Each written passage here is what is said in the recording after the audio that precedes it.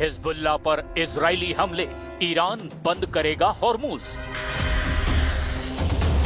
72 घंटे के अंदर ही ईरान अमेरिका के बीच हुए अंतरिम समझौते यानी एमओयू की धज्जियां उड़ने लगी हैं। राष्ट्रपति ट्रंप की लाख धमकियों के बावजूद प्रधानमंत्री नेतन्याहू ने दक्षिणी लेबनान में अंधाधुंध हवाई और जमीनी हमले शुरू कर दिए हैं। रिपोर्ट्स के दावों के मुताबिक इजराइल के ताजा हमलों में हिजबुल्लाह लड़ाकों समेत 47 से ज्यादा लोग मारे गए हैं, जबकि 48 घंटे में इजराइल ने हिजबुल्लाह के 100 ठिकानों पर हमले कर दिए। इजराइल के इन हमलों से अमेरिका पूरी तरह से बौखला गया है, क्योंकि ईरान ने धमकी दे दी है कि लेबनान पर इजराइल के लगातार हमलों की वजह से ईरान डील पर आगे बढ़ना जरा भी संभव नहीं है। कुछ खबरों में दावा किया गया कि ईरान किसी भी वक्त स्ट्रेट ऑफ हॉर्मुज को फिर से बंद कर सकता है। इधर नेतन्याहू ने दो टूक कह दिया कि वो डील के बिल्कुल खिलाफ नहीं है, लेकिन दक्षिणी लेबनान से ना तो इजरायली सेना हटेंगी और ना ही हिजबुल्लाह पर हमले रुकेंगे। जब कुछ घंटों पहले ही अमेरिकी अधिकारियों की तरफ से दावा किया गया था कि इजराइल और हिजबुल्लाह के बीच सीज फायर हो चुका है, लेकिन उसके बाद भी इजराइल के लड़ाकू विमानों ने लेबनान में कोहराम मचा दिया है। इधर अमेरिका के उपराष्ट्रपति जेडी वेंस ने इजराइल को धमकाते हुए कहा कि अगर अमेरिका ने इजराइल का साथ नहीं दिया तो दुनिया में इजराइल अकेला रह जाएगा। कुल मिलाकर अमेरिका और ईरान की डील के बीच इजरायली हमले अब ऐसी रुकावट बनते जा रहे हैं जो ईरान डील को तबाह कर सकते हैं। सबसे पहले देखिए वो हमले और खबरें भी जिसने लेबनान में इजरायली हमलों के बाद कोहराम मचाना शुरू कर दिया है।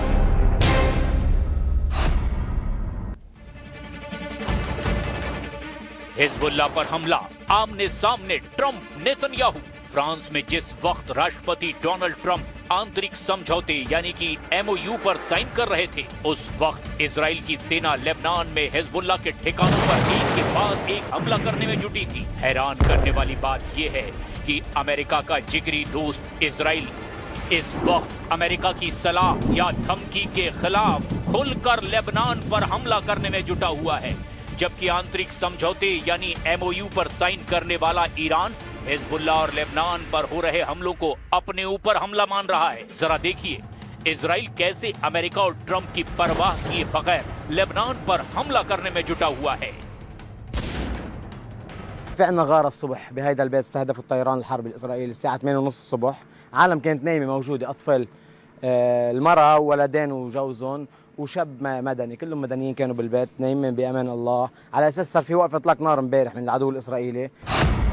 19 जून से 20 जून की सुबह तक इजरायली हमले में 47 लेबनानी नागरिक यानी हिजबुल्लाह लड़ाके मारे जाने की खबर है। मरने वालों में 4 इजरायली सैनिक भी शामिल हैं। अगले 48 घंटे ये परखने के लिए बेहद अहम होंगे कि हिजबुल्लाह और इजराइल इस संघर्ष विराम का पालन करते हैं या नहीं।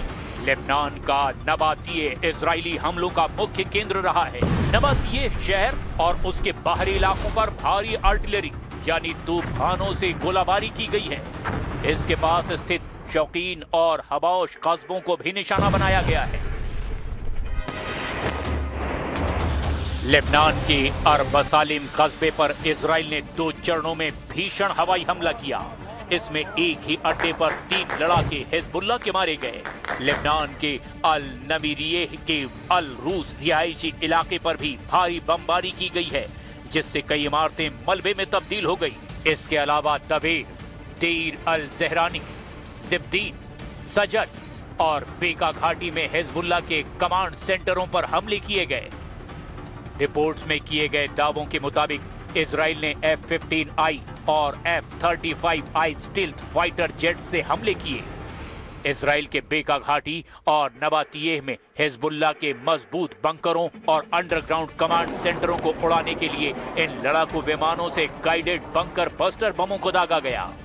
कुछ रिपोर्ट्स में दावा किया गया कि इजराइल ने लेबनान में 100 ठिकानों पर तूफानी हवाई हमले किए हैं। इजरायली प्रधानमंत्री बेंयामिन नेतन्याहू और आईडीएफ के दावों के मुताबिक पिछले 72 घंटे में 150 से ज्यादा हवाई हमलों में दर्जनों हिजबुल्लाह लड़ाकों और फील्ड कमांडरों को मार गिराया गया।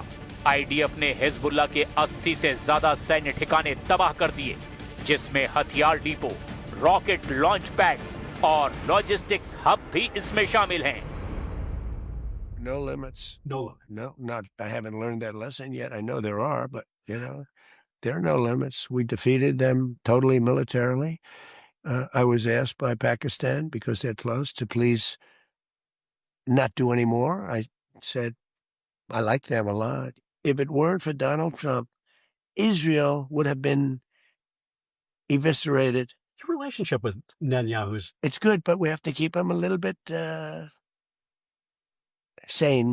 Are you going to be able to control Israel from attacking Lebanon? Yeah, I will be. I mean, How? I wonder. They have a lot of respect for me, and they do as I say. Hezbollah का पलटवार, अकेला रह जाएगा Israel.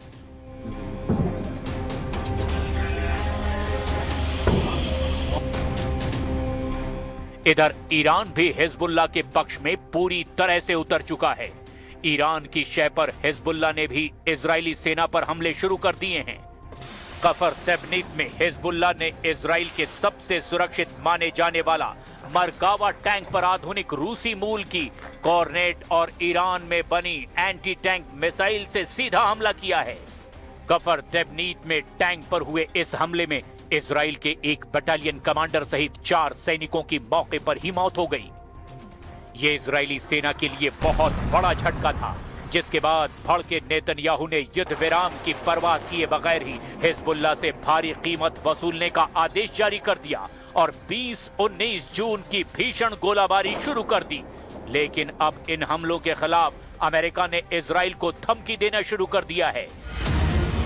अमेरिकी उपराष्ट्रपति JD Vance Switzerland में Iran के साथ शांति समझौते को आगे बढ़ाने के लिए उड़ान भरने ही वाले थे, लेकिन ऐन वक्त पर यह दौरा रद्द करना पड़ा। जेडी वेंस ने इजराइल को बेहद कड़े शब्दों में चेतावनी दी है। उपराष्ट्रपति जेडी वेंस ने इजरायली कैबिनेट के उन मंत्रियों को आड़े हाथों लिया जो इस शांति समझौते का विरोध कर रहे हैं। उन्होंने साफ शब्दों में कहा कि इजराइल दुनिया में अकेला रह जाएगा। वेंस ने इजराइल को धमकाते हुए कहा कि डोनाल्ड जे ट्रंप इस समय पूरी दुनिया में इकलौते ऐसे राष्ट्राध्यक्ष हैं जो इजराइल के प्रति सहानुभूति रखते हैं।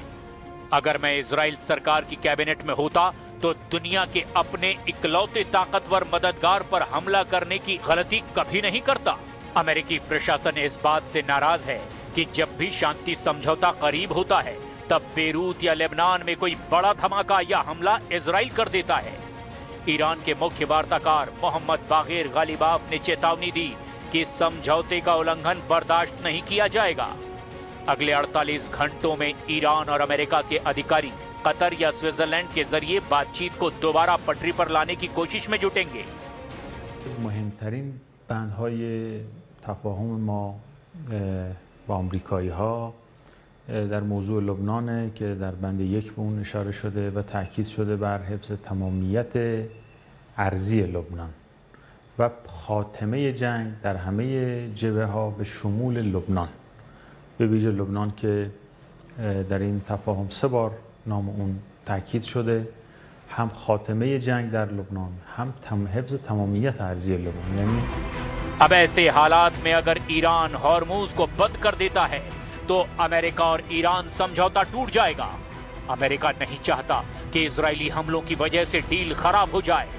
अब देखना यह होगा कि इजराइल लेबनान और हिजबुल्लाह पर हमला रोकता है या नहीं।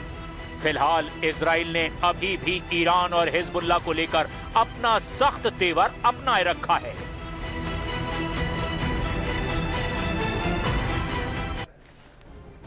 G7 में प्रधानमंत्री नरेंद्र मोदी के शामिल होने के बाद अब दुनिया में G8 की चर्चा शुरू हो गई है।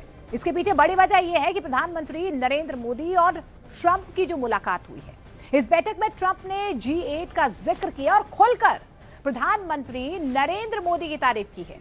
अब सवाल यह है कि क्या भारत के लिए G7 की तस्वीर बदलने वाली है? क्या दुनिया की सबसे बड़ी अर्थव्यवस्था वाले समूह में भारत की एंट्री होने वाली है?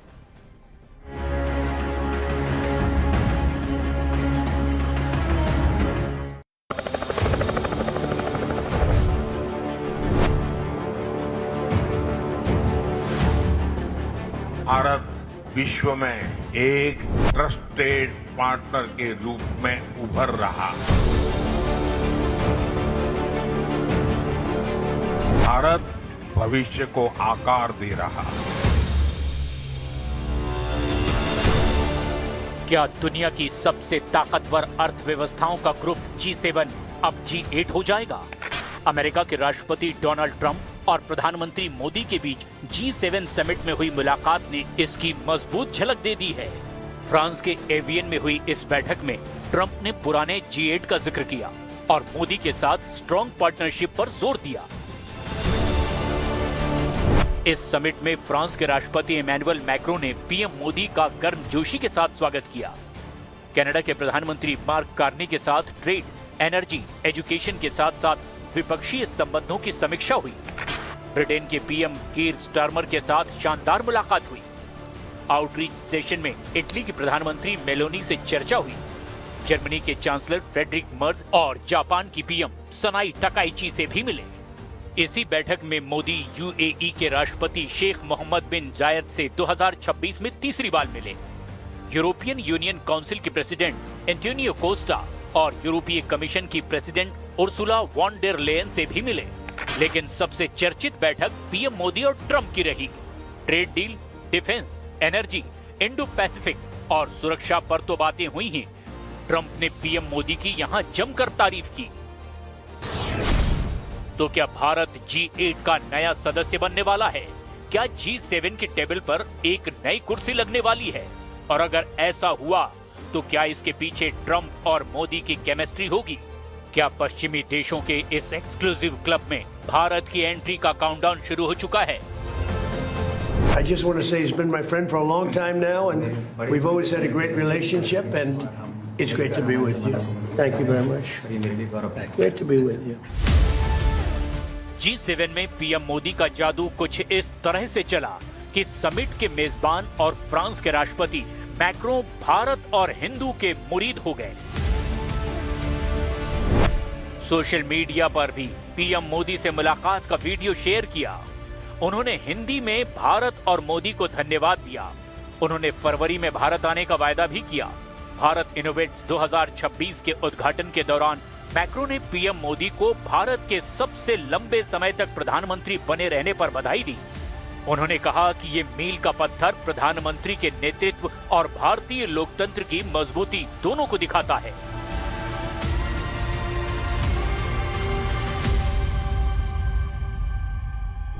प्रिय मित्र नरेंद्र, मुझे बहुत खुशी हुई आपका नीस, एवियन और पेरिस मैं इसे 7वें दौरे के लिए स्वागत करके फ्रांस और भारत की दोस्ती अमर रहे। I hope it was correct, but my dear Narendra, dear Prime Minister, I wanted to thank you so much for your friendship. France loves you. I'm so happy you are with so many friends in Paris before leaving and going back to Delhi. I come to visit you in next February, but you are my true friend. We love you. Take care. G7 में हिस्सा लेने के बाद PM Modi Paris पहुंचे, जहां भारतीय समुदाय ने उनका बेहद गर्मजोशी के साथ स्वागत किया। जहां यूरोप के सबसे बड़े टेक्नोलॉजी और आर्किटेक्चर इवेंट विवाटेक 2026 के पार्ट 2 में शामिल हुए, जहां भारत का सबसे बड़ा नेशनल रिसर्चर स्थापित किया गया।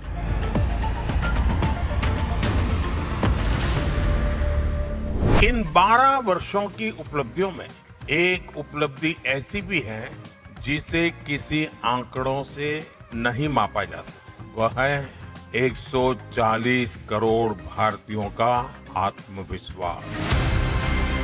भारत का बढ़ता कद कैसे दुनिया के समीकरण बदल रहा है? भारत की तेजी से बढ़ती अर्थव्यवस्था कैसे अपना मकाम बना रही है? ये कोई कपोल कल्पना नहीं है, ये भारत के बढ़ते कद का ही डंका है, जिसकी वजह से अब दुनिया G7 में भारत की पक्की दावेदारी को महसूस कर रही है। IMF यानी अंतर्राष्ट्रीय मुद्रा कोष की रिपोर्ट के मुताबिक 2026 में भारत की GDP 6.7% रहने का अनुमान है। 2026 में ग्लोबल GDP में भारत का योगदान 17% रहा है, जबकि अमेरिका का 10%। अगले 5 सालों में भारत का ग्लोबल ग्रोथ 20% तक पहुंच सकता है। कई रिपोर्ट में अनुमान लगाया गया कि भारत जल्द ही जापान और जर्मनी को भी पीछे छोड़कर दुनिया की तीसरी सबसे बड़ी अर्थव्यवस्था बन जाएगा। How close are you to a U.S.-India trade deal? Very close. We've been there for a little while, and he's a very tough negotiator. He's one of the toughest, actually. आज की तारीख में भारत दुनिया की चौथी सबसे बड़ी अर्थव्यवस्था बनने की ओर तेजी से बढ़ता जा रहा है। स्पेस से लेकर डिजिटल पेमेंट तक, डिफेंस से लेकर मैन्युफैक्चरिंग तक भारत का प्रभाव लगातार बढ़ता दिखाई दे रहा है। पिछले कई सालों में G7 की हर बैठक में भारत को विशेष अतिथि के तौर पर बुलाया गया, यानी बिना सदस्य बने भी भारत की मौजूदगी लगातार मजबूत होती दिखाई दे रही है। कई एक्सपर्ट मानते हैं कि अगर G7 का विस्तार हुआ तो भारत सबसे मजबूत दावेदार होगा। अभी अमेरिका दुनिया की सबसे बड़ी अर्थव्यवस्था है। इसकी जीडीपी 32.38 ट्रिलियन डॉलर की है। चीन 20.85 ट्रिलियन डॉलर की जीडीपी के साथ दुनिया की दूसरी सबसे बड़ी अर्थव्यवस्था है। जर्मनी की जीडीपी 5.45 ट्रिलियन डॉलर है। ये तीसरी बड़ी अर्थव्यवस्था है। 4.38 ट्रिलियन डॉलर की जीडीपी के साथ जापान चौथी और 4.26 ट्रिलियन डॉलर के साथ ब्रिटेन पांचवी सबसे बड़ी अर्थव्यवस्था है। अभी भारत की जीडीपी 4.15 ट्रिलियन डॉलर है, लेकिन अनुमान है कि अगले 3 से 5 साल में भारत जापान और यूनाइटेड किंगडम को पीछे छोड़कर चौथी या पांचवी सबसे बड़ी अर्थव्यवस्था बन जाएगा। हालांकि पीपीपी यानी परचेसिंग पावर पैरिटी में भारत अभी से तीसरी सबसे बड़ी अर्थव्यवस्था है।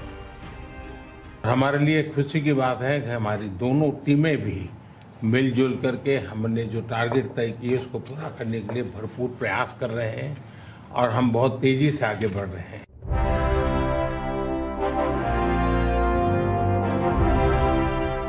लेकिन क्या G7 में भारत का पहुंचना इतना आसान है?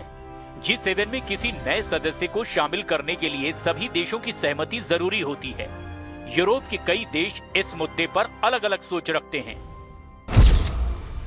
इसीलिए कई एक्सपर्ट का मानना है कि नए सदस्य को शामिल करने की बजाय इसे G7 से G11 या D10 मतलब कि 10 मजबूत लोकतांत्रिक देशों के समूह में बदला जा सकता है।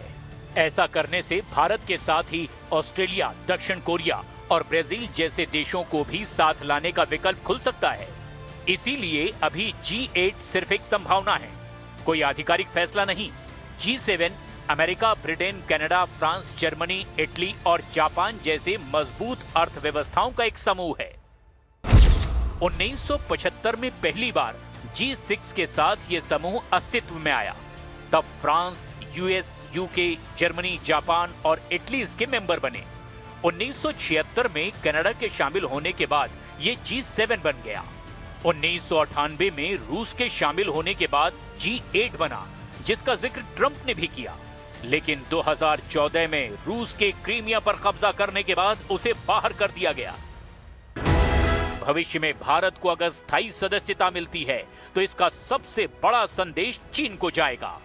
इंडो पैसिफिक रीजन में भारत को एक संतुलनकारी शक्ति के तौर पर देखा जाता है। अमेरिका, जापान और यूरोप के कई देशों के लिए भारत अब सिर्फ एक बाजार नहीं है, बल्कि एक रणनीतिक साझेदार भी है। यही वजह है कि वैश्विक मंचों पर भारत की मौजूदगी लगातार बढ़ती जा रही है। G7 प्लस भारत दुनिया की जीडीपी का सबसे बड़ा हिस्सा है। G8 में अगर भारत को फुल मेंबरशिप मिली तो ग्लोबल नीतियों में भारत की बात सीधी तौर पर मानी जाएगी। भारत G7 या G8 और विकासशील देशों जैसे ग्लोबल साउथ के बीच का ब्रिज बनेगा। G8 में शामिल होते ही भारत का डीप डिफेंस सहयोग बढ़ जाएगा। UNSC में भी परमानेंट सीट की दावेदारी भारत की और मजबूत होगी। फिलहाल G7 G8 नहीं बना है। भारत को सदस्य बनाने का कोई आधिकारिक प्रस्ताव भी सामने नहीं आया है, लेकिन दुनिया बदल रही है, ताकत का संतुलन बदल रहा है और इसी बदलती दुनिया में भारत का बढ़ता कद एक नए सवाल को जन्म दे रहा है। क्या आने वाले सालों में G7 की मेज पर 8वीं कुर्सी भारत के लिए रखी जाएगी? और अगर ऐसा हुआ तो क्या इसके पीछे ट्रंप और मोदी की रणनीति सबसे बड़ा फैक्टर होगी?